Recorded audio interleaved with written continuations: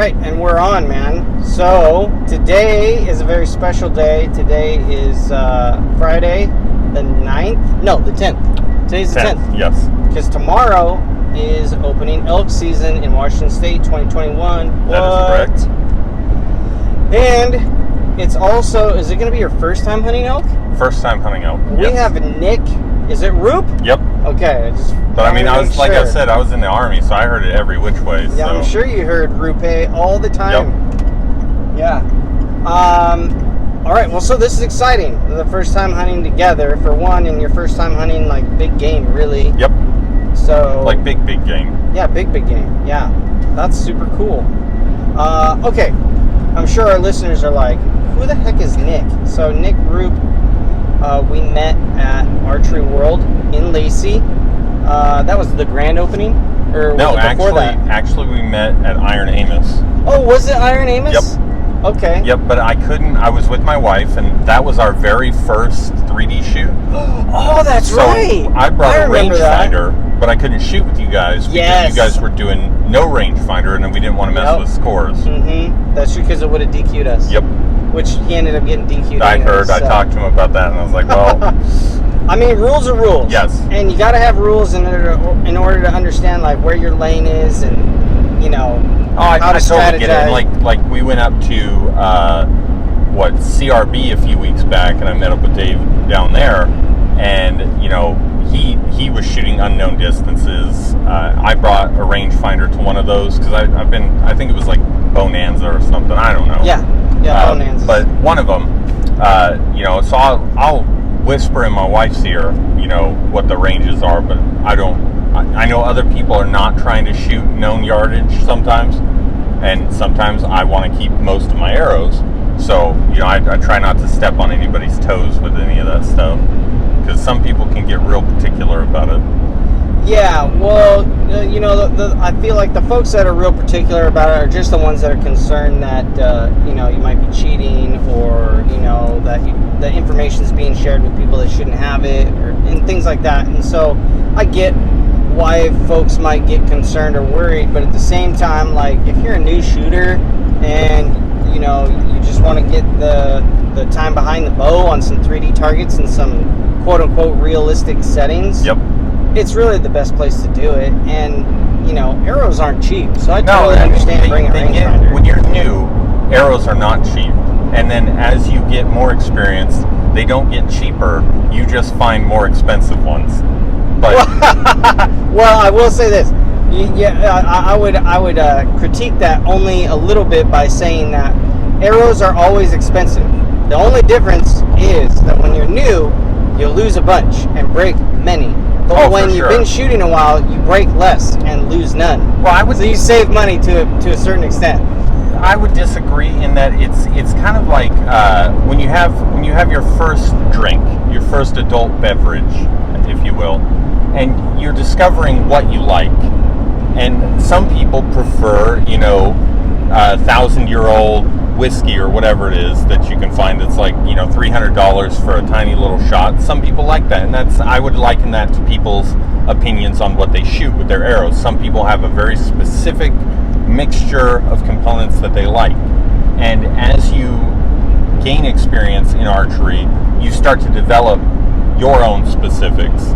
So for me, I know that my arrows are going to be more expensive next year than they are this year, because this year I'm shooting gold tips. I've got 125 grain Annihilator XLs on the front. I've got a 3-fletch configuration on the back with blazer vanes. I've got the AccuNocs because I like those really short nocks. I've got you know, wraps that are like 5 or 6 grains total. And next year I know I'm going back to VAPs because I like having micro diameters, but those are significantly more expensive than gold tips. Yeah, they are. But I think at this point, I've been shooting for a year now. Well, I think that depends on which gold tip you're running, because they make a lot of different. Well, I have 2 different setups. I have, I believe, the velocities. And I'm struggling to remember because I know I have velocities and I know I have hunters. I don't remember which one is heavier. I know that I bring the heavier one for my hunting setup. I'd have to look at the... It looked like you had the hunters. Yes, those are the hunters, yes. Because those are, I think, like 9.3 grains per inch. I'm getting better with my labels. Well, it's the color too. So red is like the Hunter, green is like the Hunter XL, and the Velocity. And it all happened because I bought the arrows based on the diameter. I didn't realize they had different grains per inch. So then I had target and hunting arrows because I want a slightly heavier arrow for, hunting. And next year I'm going to go heavier. Just, now that I've learned and gained enough experience where I think I can develop some of my particulars with my builds, Sure. Figuring out what is the most comfortable, what's the most stable going forward. Right. Okay, I feel like we stepped off into a rabbit hole. We did. And people are still like, who's Nick? So, who are you? Well, I'm just a guy. I mean, I got real bored over the last years. The last couple years we had the unknown virus of unspecified origin that everyone had to deal with. We all had to stay home. And it gets, traditionally I just play video games all the time. But it gets boring when that's all you can do. Like, I like having options. And I was thinking, well, I want to figure out something I can do that gets me out and about and, kind of out in the woods. There's no 6-foot requirement out there. I mean, because there's nobody there. So I bought a crossbow. And then I was shooting that and having fun with it, but there's no crossbow ranges. There's no crossbow 3D tournaments, right? Right. So I was like, well, I want to try traditional archery. I think there might be a couple, but you really got to search them out. Yeah, and if there are, and I don't know about them, and so they're more like a needle in a haystack. But like I said, I'm just a guy that got bored, wanted to get outdoors. I haven't been outdoors. I used to be in the military. I was an Army medic out of Fort Lewis, and it's nice to be back out in the outdoors and doing things. And me and the wife, we go out, do a 3D tournament. We got a couple memberships at a couple of the different big ranges around here. Just go shoot targets all afternoon. I mean, there's not many things that are more fun out of the house than either doing that or trying to track animals. So I mean, I'm nobody special. I like shooting stuff, and I like getting good at what I do. I like shooting stuff and not spending a bunch of money. And when you're shooting rifles all the time, it can get really expensive. See, that's the benefit of archery, right? Is you don't have to waste your ammo. Right. Even when you're target shooting, you can still get it back. And that is probably for me, because I have a rifle at home, but I'm probably never going to hunt with it. That's right. the benefit. Is I have a box of 30-06 sitting in the shelf that I don't have to worry about, because I know that with arrows I can at least reclaim those, and I'm not about to get into the weeds with like packing my own ammo too. Right. I mean, depending on how you sit with archery and what your favorite aspect of archery is, or what most interests you, you can get really in the weeds with building things. Like I write down my arrow builds now because of the gold tip shaft issue.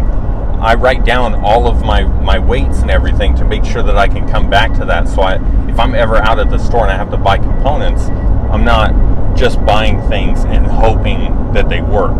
What's the gold tip shaft issue? Well, with the grains per inch. Oh, because well, that's every manufacturer. Sure. They all have different grains per inch. But I mean, the shafts to me at the time, as a newer archer, looked the same, and I didn't realize there was a thickness. Yeah, I mean, the grains per inch vary. Like, you could be shooting a Hunter, let's say a gold tip Hunter XT and a 250 grain. Yep. And the 300 grain's a different GPI. Oh, for sure. Yeah. Like I bought, thinking they were the same. I just had bought them and found out one was 9.3 grains per inch and the other one is 8.8 grains per inch. Now I have a 28.5 inch draw, and I tend to keep my arrows on the shorter side because that's where I find it to be most comfortable. So I think I run either 27.5 or 28 inches carbon to carbon. Okay. And then build out the components to get it to that, full length, just right at the tip of the riser. Sure. So I like to keep things real snug and real tight when it comes to building all of these. And when I started, I didn't realize that there was a grain per inch issue with these. I thought that you bought the spine and the spine matched. So, okay, let me just stop you there for a second. Sure. What poundage do you shoot? I shoot 70 pounds. Now, like, that's what your bow's rated at, or my is that bow what they is measured it okay. there's a My difference. bow was 70 pounds. Okay. And it's currently at 65. Okay. And that has to do with some calibration of scales. When I got some new strings, we didn't realize that the scales that were measuring the bow were not. They were like 3 or 4 pounds off. Okay. And so I tested my bow the other day and put a 2 pound fish weight onto my scale just to test it. I'm like, well, if this is 2 pounds, my scale should read somewhere in the 2 pound range, and my scale says 1.94. I'm like, all right, that's acceptable. That's, Yeah, there's probably plus or minus like a tenth of a pound's not huge. Yeah. But when I draw back my bow and I'm at 65 pounds, then I'm like, all right, well, we need to put a few more twists in these strings, or I'm going to go back to my stock strings. Is there a reason why you want to shoot 70? I want a fast, heavy arrow. Okay. And, I'm not a spring chicken or anything. I'm not like Joe Rogan. I don't need a 90-pound bow. But Joe Rogan's not a spring chicken, that's for sure. yeah, but he is a silverback gorilla. He's so definitely a silverback gorilla. And I know that, I'm almost 40. I have a limited number of shots and years left that I'm going to be able to pull 70 pounds before I need to probably back it down to 60. Well, I'm 37. We're not old, bro. We're not so different, you and I. No. I'm not far off 40, and I know that I'm going to get older, and it's going to get tougher to do 70, because like I said, I'm not Joe Rogan, but, I like, shooting at the IBO rated speed. For me, 70 pounds is not that heavy right now, so I just want to max it out, Okay.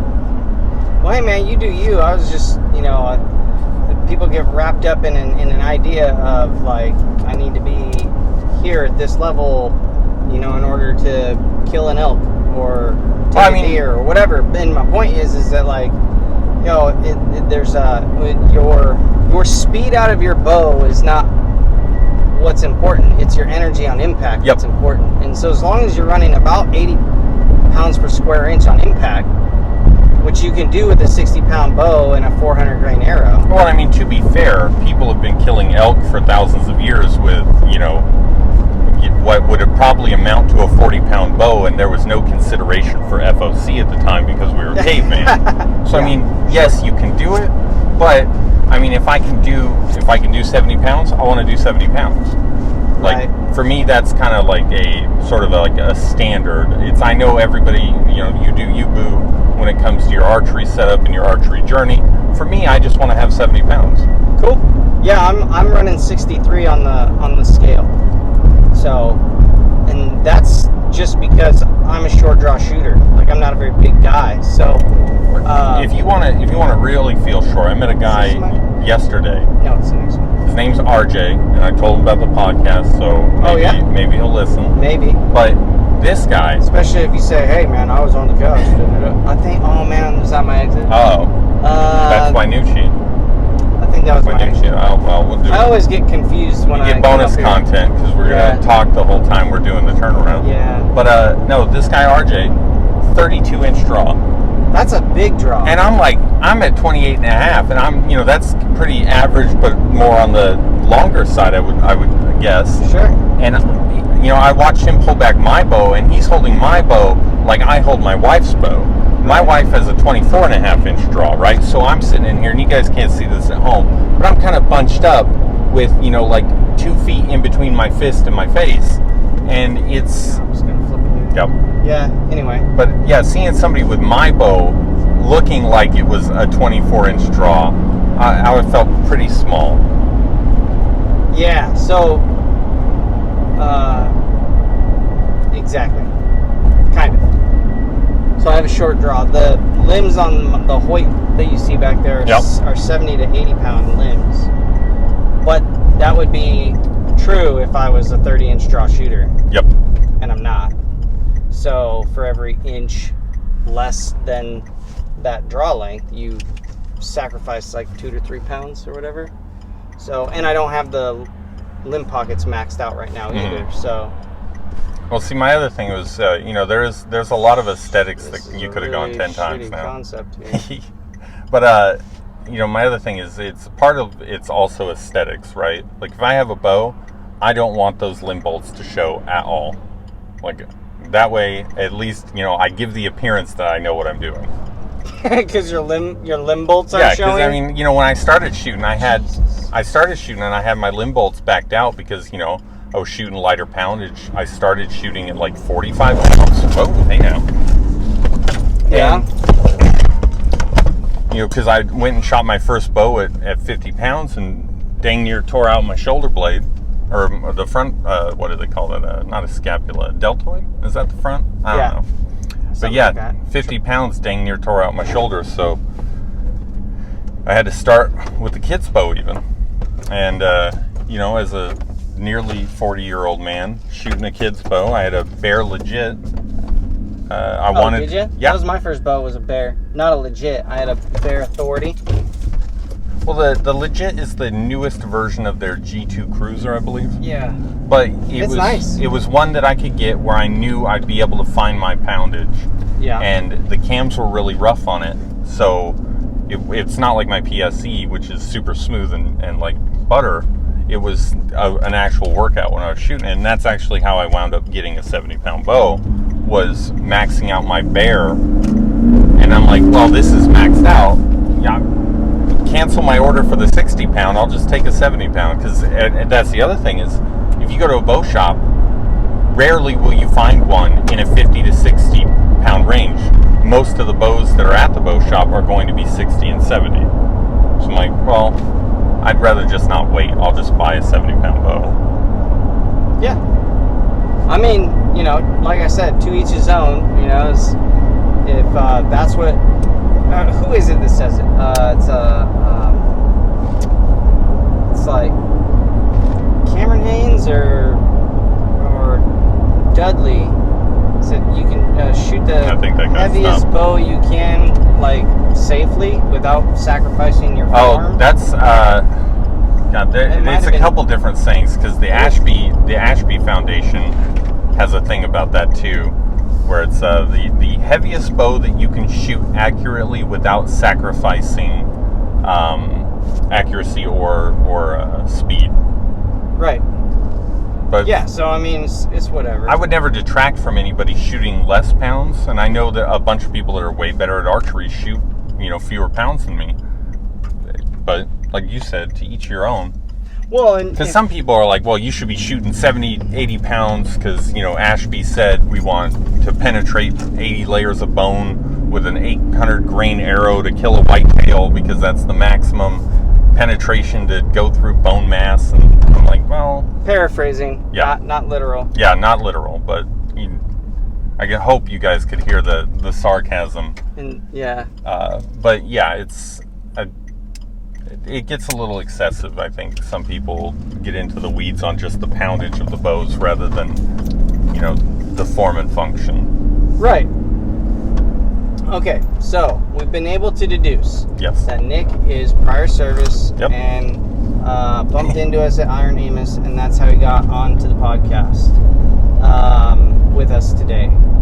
It's one of the ways. I didn't know you were hunting this year. I totally forgot about the Iron Amos run-in, just because I meet all kinds of random people. To be fair, it was super brief as well. It was like 2 targets. Yep. Yeah. So I was like, man, Nick who? Who's the guy? Remember we bumped into him at Iron Amos? Well, yeah, and then and they said something about Archer World, and I was like, oh, okay. Yeah, I reached out to Dave, and I was talking to him a bit, because, I was trying to connect with more archers, because, more people in the sport is always better, and knowing more people helps you find more things to do. So I was, talking to Dave for a few weeks, and Dave slipped you my number, and here we are. Yeah. No, I'm excited, man. So it's going to be fun. So we're deer hunting tonight / elk scouting. So we're going to go up to an area where I have seen elk before, and we're going to see what the traffic and sign is like up there, and see if there's 5 or 6 trucks camped out. Everybody's waiting for midnight. Everybody's waiting for 5:45 or 6:15 or whatever it is. Yeah. And that's the plan for today. So I've got a question for you. I have potentially answers. Okay, great. What year did you join? Post 9/11 or Yes. pre 9/11? I joined in 2007. So I was also not a spring. 2007. Okay, yep, so I was you're- not a spring chicken then either. Wow. Yeah, so you're older than me and you joined after. That's crazy. I was already out by that point. I think Dave was too. Yeah, I got in 02, technically, or 01. I joined when I was 17 with my parents. I was gonna say it sounds Signature. like you joined right there after high school. I joined before my senior year. I was 17. Oh, did you do the military running start thing? Yeah, basically, I did the delayed enlistment Yep. program. So I had to check in with my, recruiter every week and, Yep. make sure my grades were up and have a meeting for an hour and da-da-da. Did that for a year. But it was shortly into my senior year, September 11th happened, and that kind of changed a lot for the group of us. There was like 5 or 6 of us that all went to the same school. And one of the guys that joined went combat engineer, and so he didn't get to walk. He left as soon as he had his credits to pass. Yep. They took him. Yep. And Yeah, the engineers they're pretty busy overseas. Yeah. Well, at the time. Yeah, at the time. Yeah. Well, and they were gearing up for it, and that's why they took him. So, because we weren't technically over there yet. Yep. We were just getting started. No, I joined a few years after that. Nobody wants to hear my life story, but I was kind of floating around, got laid off. I was working at Kawasaki at the time, and I was like, well, I need some direction in my life. I've got nothing going on, so I went to the recruiter. I went to the recruiter massively hungover, and because all good ideas start with alcohol. But went to the recruiter, sweating the previous night's beer, because my friend and I had been talking. We're like, oh, you should just join the Army, So I joined the Army. Went down there, like I said, sweating alcohol. Did all of the little mini PT tests that they did. The recruiter made a joke about how he wasn't sure how I was alive at that point, because I was literally dead man walking. Don't drink, kids.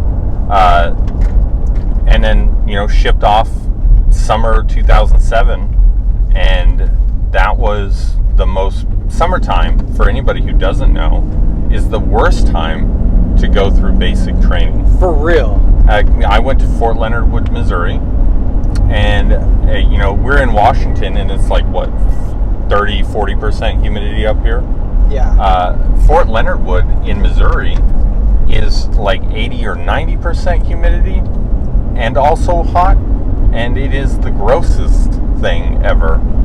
And you have to do 9 weeks of basic training, so we got 9 weeks of no AC, sweaty ass soldiers, and PT and all that goodness that they give you. Yeah. And then it was off to Texas, but Yeah. Texas was at least in the winter, so that you wasn't got that lucky bad. there. Yeah. By the time you ended up in Texas, 9 weeks after you started, it was probably chill, and you're like, yay! Yeah. When I went to Texas, because I was in the Air Force, went to San Antonio. Yep. And it was hot. It was August, and it was hot. We had a couple what they call Black Flag days. Yep. And where it's like 100 degrees out and 100% humidity, and they're just like, nope, you guys are gonna die out there, so we're not doing anything today. You're gonna stay inside. See, I was in San Antonio because that's where all the medics do their AIT, is down at Fort Sam. Mm-hmm. And the fall and winter months down there, because you do 8 months, I believe, for medic training down there. That was great, because Texas in the winter is amazing. Yeah, right. I don't want to be at Texas during the summer, but No. during the winter it's great. Yeah. It was a fun time. Riverwalk, all that stuff. Yeah. I'm sure you guys went down there for that too. I went down to so when I was in San Antonio and my parents came to visit during graduation, we went and saw the Alamo and things like that. That was really cool. I got yelled at for trying to sit on it. I'm like, it's been here for how many hundreds of years at this point? I'm sure one person sitting on it is not going to be that bad. Here's the thing, though. There's like 1,000 people that are like, oh, well, I'm sure one more person's not going to... You know what I'm saying? And that's how things crumble. They remember the Alamo. And as long as we remember it, it's still there. Yep. Yeah. So what I was going to ask you is, so you joined post 9/11. Yep. I joined pre 9/11. Like, it wasn't even a thing yet. Yep. And so with the 20-year being tomorrow, like, what was it like when it happened? Because this is going to go out after the 20-year anniversary. So, well, I remember exactly where I was. Isn't that weird? I remember exactly where I was. I mean, we are the generation that had life prior to 9/11, right? True. And not a lot of kids or young adults, or I say kids because I still, you know, the 80s weren't that long ago in my head, even though they're like 40 years ago now. But not a lot of kids and young adults these days, Zoomers and millennials, whatever you want to call them, had life before that time. So they don't, it was a much more carefree time. Like, when it all went down, I was, I had just graduated high school,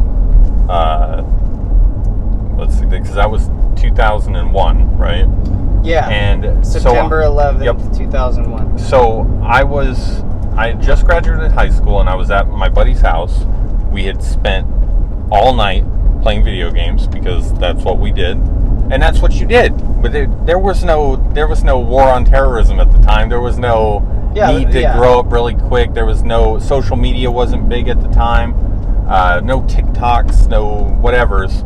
The biggest thing we had was the war on drugs. Yep, and look how that went. Yeah, that was already 20 years in the tank. But we had stayed up all night playing video games because we were playing, you know, Perfect Dark and 007 at the time. Oh my God, you talking N64 now? Yep. And we had a 60-inch projection TV, right? Like, TVs, for those who don't know, TVs used to be big enough to cram all of your kids into them. Like, there's a significant amount of volume in an old projection TV. Oh, so yeah, for real. We stayed up all night playing video games, and we got woke up in the morning when it was happening, and my buddy's mom came down, and she's, you know, yelling at us to wake up, and none of us know what's going on, because I mean, we're in Washington State, everything's going down in, you know, New York, and, you know, I'm like, I don't know how to. I literally had 2 hours of sleep. I don't know what you want from me at this point. I don't know how I have any emotional response to this yet. But it was a wild time to be alive, because it was basically, you know, everything had changed. You know, because then we had the Patriot Act and the invasion and all that stuff started. And I, you know, to be honest, I didn't join the military right out of high school, and I'm, you know, glad that I didn't, because I might not be here to talk about it, but especially as a medic. But, you know, I was apprehensive at the time, you know, because all of that stuff had happened, and I was just getting out of high school, and you know, you're young and rebellious and whatever. You're a teenager, you don't know nothing about nothing, and yeah, I was the kind of the opposite. You know, I was a year behind you, so I was on my way to school, and we were listening to it on the radio, and I like go down on our way into school, and I remember thinking, like, is this for real? Like, somebody like cracked the radio station, or?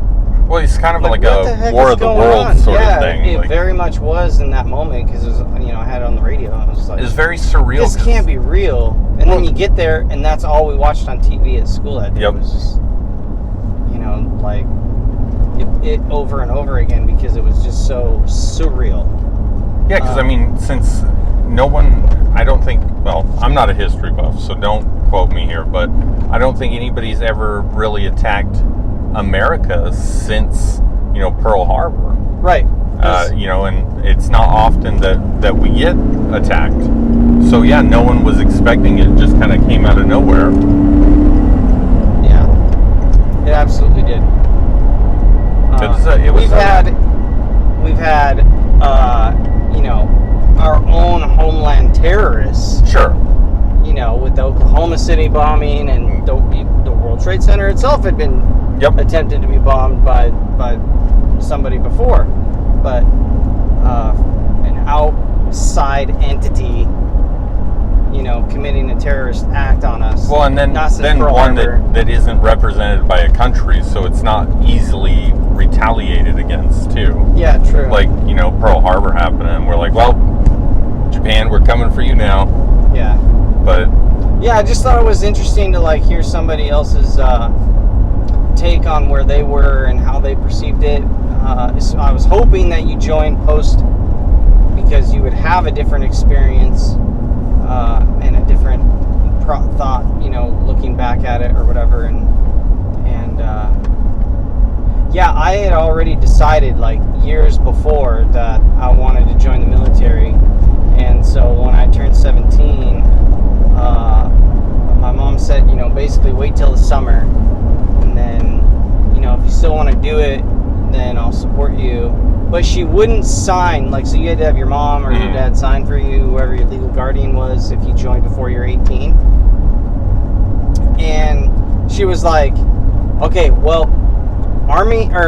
Navy or Air Force, take your pick. And I was like, what? Because I wanted to go Army. And she was like, I'm not going to sign my kid's life away when he's 17, and I'm not going to be that signature on your coffin, so to speak. Sure. And I get it. I mean, it's your mom. Yeah, it's my mom. So, and you're doing...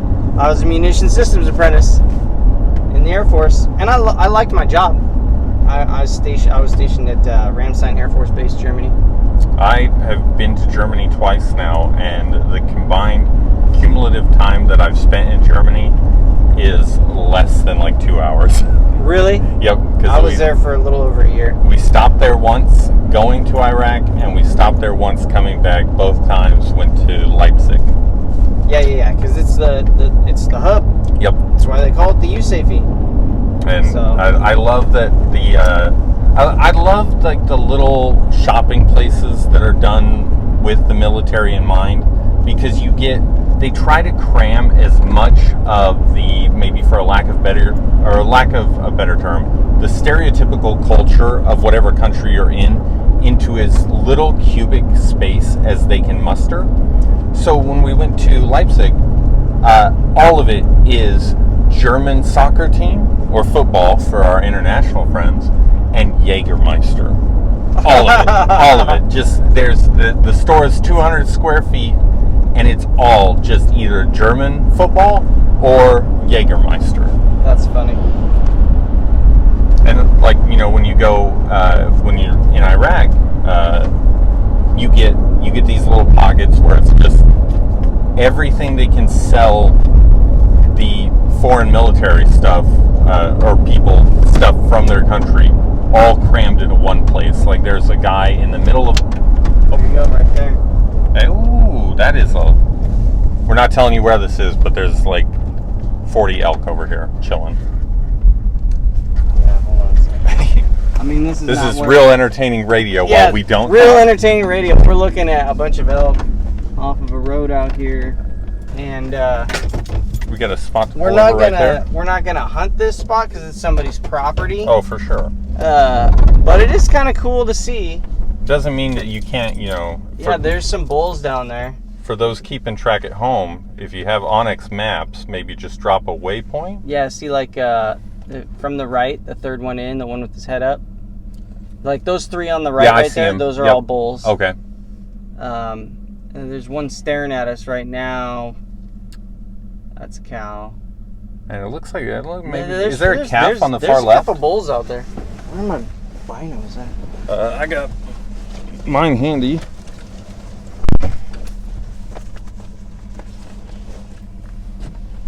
Don't worry. I'm sure Dustin will edit all of this out later. Maybe. I'm just going to add a little waypoint here. Yeah.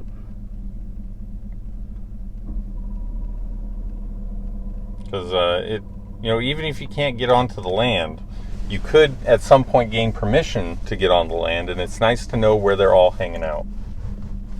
There are. I can tell from here that is a big male. There's 2 bulls. That's all I see. And there's somebody else doing the same thing we're doing. Yeah, there's 2 bulls, and the one of them is. He looks like he might be a small 5x5. The big one, that third one from the end, like I was saying. Yep. Let's see if I can get a good little peek at him. Yeah, he's staring right at us. And I don't know how to score these guys, but... Yeah, you just count points. So however many times you see on a given side. So if he's got 3 on one side and 5 on the other, he'd be a 3x5. Let's see. And he's got at least 3 on the one side. Yeah. I think he... Oh, I see. Oh, okay. So you see him. Yep. Back behind him, two in front of him, there's a bigger one. What? So where that male was at, the third one in, look directly in front of him to the left. That guy's bigger.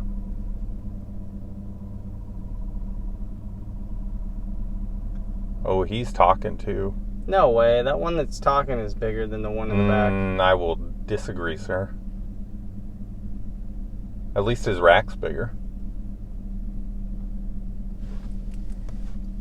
Are you talking body or rack? Because... well, to me, his body looks bigger. Well, he's closer. No, the one in the back. Oh. Maybe. But I don't know. I would Those say... are 2 good bulls. Those are 2 legal bulls. Well, so this is a 3-point minimum GMU that we're heading into. And that is cool to see.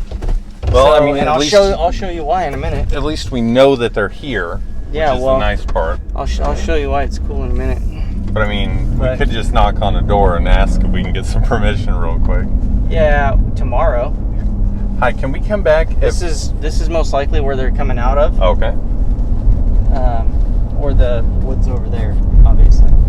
So we'll look at that later on Onyx. But I put a note down for it. Good. We'll look at that on Onyx later, and we'll talk about it this evening. But that's cool. I like seeing some action on the way in, you know, because then I feel like I'm on the right path. Well, it validates what you're doing, since it's telling you all the work that you put in. You know where they're at. Right. I've done no scouting before today, other than what I did last year. So. I've seen, apart from that massive group of elk that we just saw, I've seen one elk this year, and it was in June. And it was a cow. It was a cow that was hanging out near Ocean Shores. And yeah, they have a herd out there. Yep. I was actually surprised to see a herd. I saw a herd, probably 30 strong, out there by Ocean Shores, and I was just like, are these guys lost? And not for nothing, if I hadn't ever met you, I was thinking about going down to Ocean Shores where I'd seen that cow, finding out what land was legal for me to just walk on and what I needed to knock on doors, and go shoot an elk down there.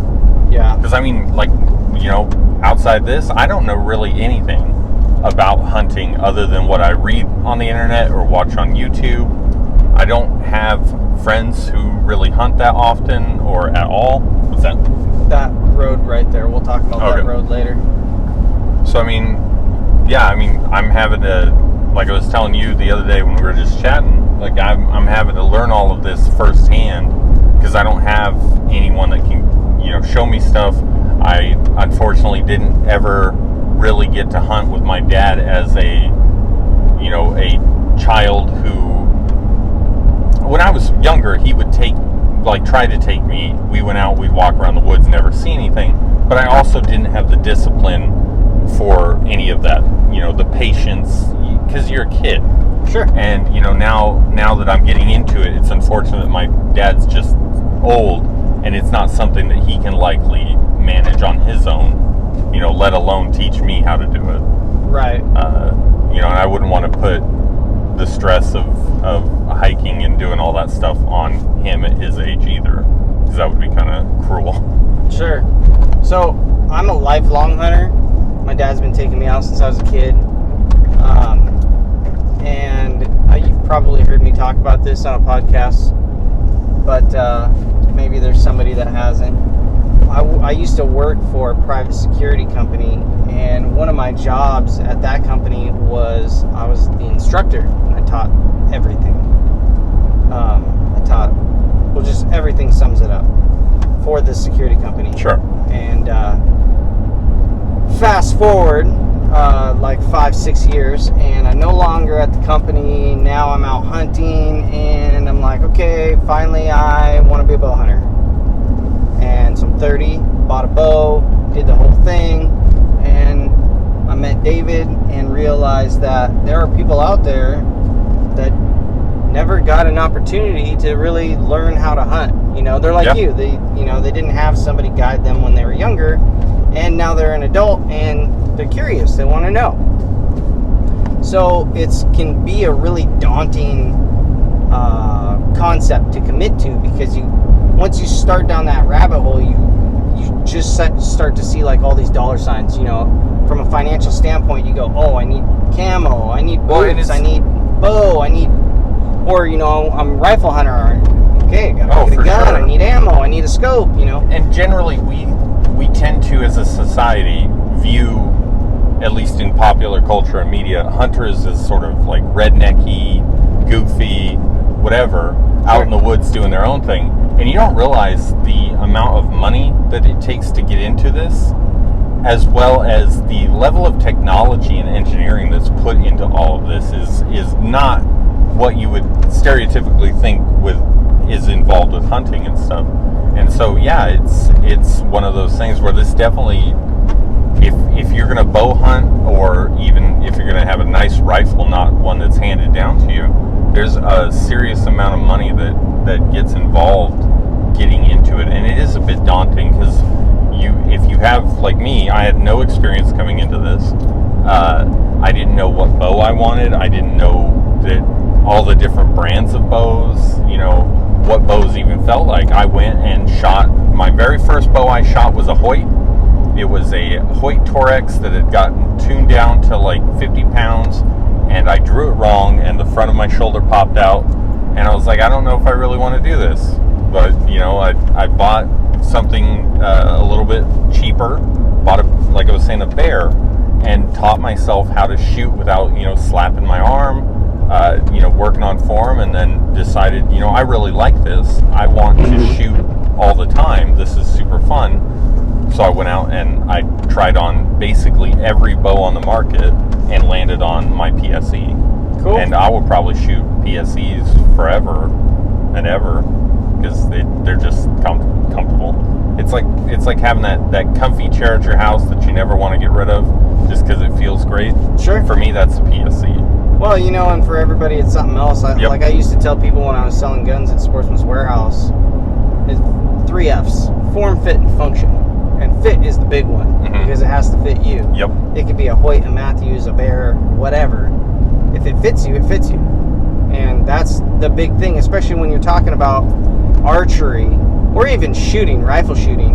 It has to fit you, because if you're not comfortable in your shot process and your form, it's going to screw your shot up every time. 100%. You're going to have a front shoulder pop out, or whatever the case may be. String slap. I don't know.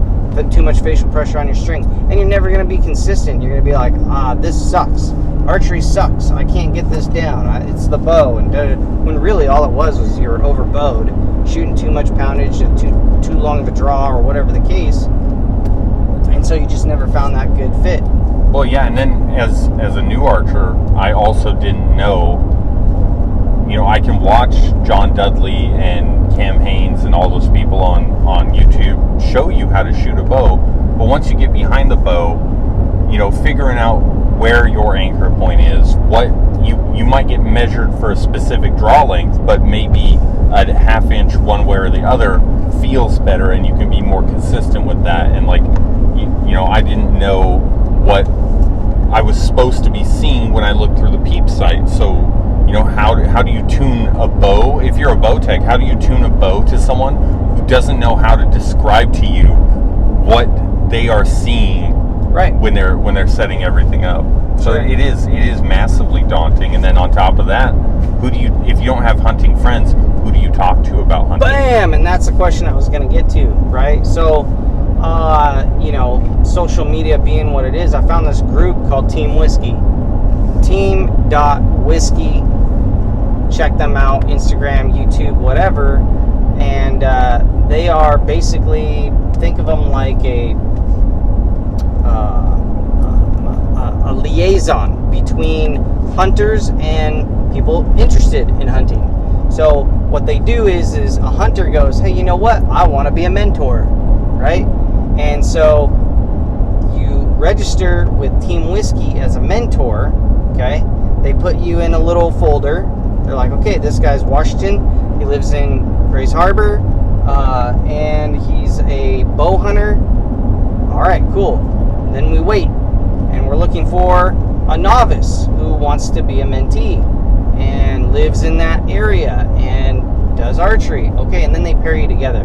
That's pretty cool. Yeah. Because I mean, I'm on Archery Talk and on different groups on Facebook, and a lot of the old timers, they'll be like, well, if you're a teenager, I'll help you out, get you started, whatever. No one's like, if you're a middle-aged man, please come with me. I will help teach you everything that your dad should have taught you.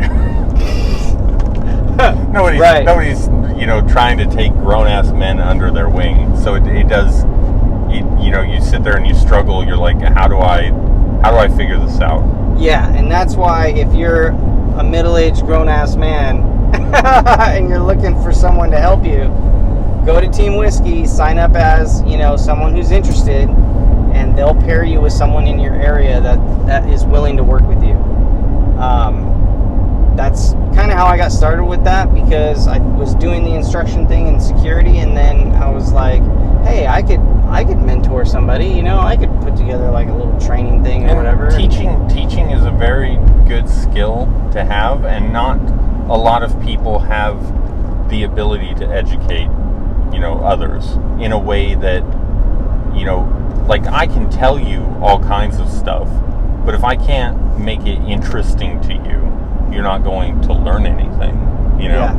Like, because I'll get in, and I'm sure you guys at home are keeping track how many times I've got off track in the weeds about archery, because I love talking about archery stuff, but you gotta keep it simple and also keep it interesting to keep your mentee, in this case me, engaged with the whole learning process. And I mean, for me with hunting, that's not hard, because I am interested in this. I sought you out trying to learn how to do this, so it's not like I'm not gonna not pay attention at some point. But not everybody is like that, and being able to teach and educate people is an incredibly good skill to have, just in general.